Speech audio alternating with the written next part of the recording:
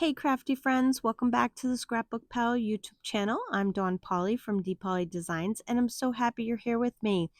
Today I'm working with the Spellbinders Whimsical Village collection. First up is the Whimsical houses.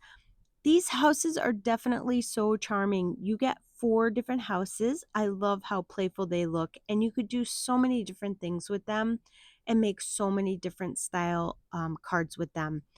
Next up, we have the Whimsical Blooms. These flowers are very cheerful to me and very easy to put together, which I'll show you later.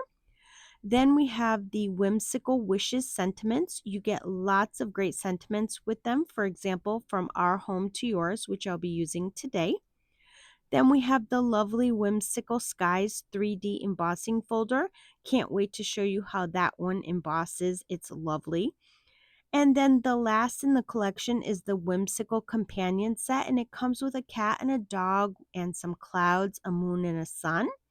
And then I'm just going to use the Spellbinders Landscape Edge die as well. Okay, so let's get started. The first thing I'm going to do is use the Whimsical Skies 3D embossing folder to emboss a piece of white cardstock. It has such beautiful texture. I love this background.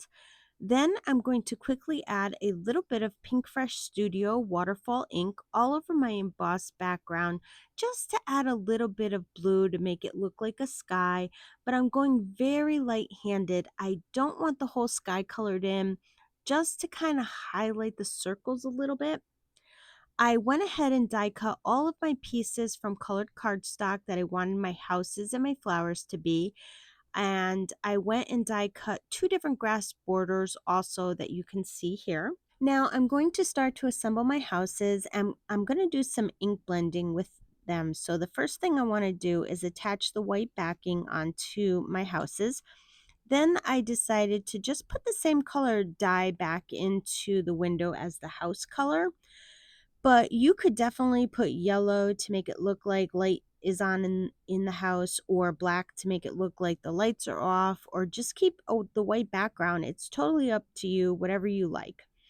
Now, I found when assembling the houses it was easiest to lay all the pieces out next to each house and lay them exactly how they would go on the house. This way you're not trying to figure it out later. I'm using some Pink Fresh Studio Sky Blue ink to just go around the edges of the house. I'm not trying to color the houses in. I'm just trying to add a little bit of dimension so they don't look so plain. I used Pink Fresh Meadow for the greenhouse, and I'm using Apricot for the orange house. For all the accessory pieces like the roof, doors, and windows, I decided to use my Distress Oxide Hickory Smoke, and I'm just basically dabbing it onto the pieces. I'm not really taking much care where I put the color. Remember, these are whimsical houses, so they're supposed to look kind of odd and kind of quirky, so the colors don't have to be perfect. Actually, nothing about the card really has to be perfect if you think about it. Now, it's super quick and easy to assemble the houses because you have all the pieces right here next to the houses. That's why I recommend putting the pieces next to each house at the beginning. And like I said, face the windows in the direction that they go ahead of time so you're not messing with them when you have the glue on the back of them. I just found it so much faster and easier this way. You can also add a chimney if you want to. I'm only putting the chimney on one of the houses. It goes on the back side of the house. You can put a chimney on all of the houses or none of them. It's totally up to you. Moving on, I'm using some Pink Fresh Studio Sweet Mustard to add a little color to the sun. Now, I did cut out a dog and color him in, but in the end, I didn't use him, so I'll just save him for another card. Here are my flower stems. I'm putting down a little bit of Pink Fresh Studio Grassy Knoll onto the edges. I'm really just kind of splotching it on. Now, I did do 5 stems, but I have to tell you, I fell in love with these flowers. And if I were to make another card, I would definitely add more of them to my card because I really felt like they added to the whole look of the card. Here I'm just quickly ink blending all around the edges of the grass just to add some shading, and I use the same Grassy Knoll ink then I did the same thing with the other grass. Now, remember how I talked about having all of your pieces next to where you want them to go for fast placement? Well, the same thing applies for these flowers. So for the ink blending, I lined them up in the order that they will go on the stems so that after I ink blend them and I take them off my mat, I'll have them in the exact order of sizing to make it quick and easy to assemble the flower. I'll show you in just a minute. I'm using some Pink Fresh Studio Wisteria to ink blend the little flowers. Now I took them off my mat and kept them in the exact order they were in on my mat. And all I do is add a drop of glue onto each circle of the stem, and then I use my jewel picker to pick up each flower, and boom, just like that, one flower stem is done.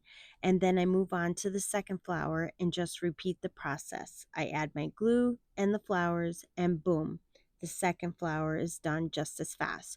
You can whip a bunch of these out in no time. For the landscape, I lay the grassy hill where I want it to go, and then I mark underneath with a pencil so I know where to glue it once I pick it up, and then I just glue it in place. Then I started to adhere all of flowers where I wanted them to go, and this is when I realized I really liked these flowers. I should have gone back and made more, but I didn't. And after I was done, I had wished that I did.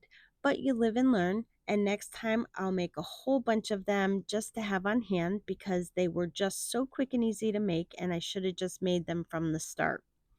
Once my flowers are done, I adhere the other grass across the flower stems, and then I cut off the excess grass hanging off the sides of the card front. I adhere the houses where I want them to go on the card front. You could add foam tape on the back of the houses for dimension if you want to, but I kept it simple for this card. And then I added the sun to the front of the card. I trimmed the whole card front down a little bit, just enough to leave a white border, and then I added it to an A2 sized white card base.